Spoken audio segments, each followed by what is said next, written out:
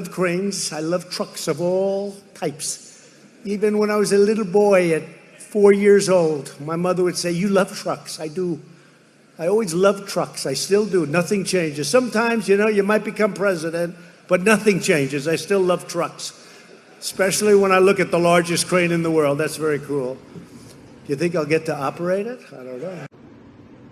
Truck drivers form the lifeblood of our economy, and for days and sometimes weeks on end, truck drivers leave their homes and deliver supplies that American families need and count on during this national crisis. Their routes connect every farm, hospital, manufacturer, business, and community in the country. From the moment the invisible enemy landed on our shores, America's 3.5 million truckers have never wavered at all, and they've never, ever let us down.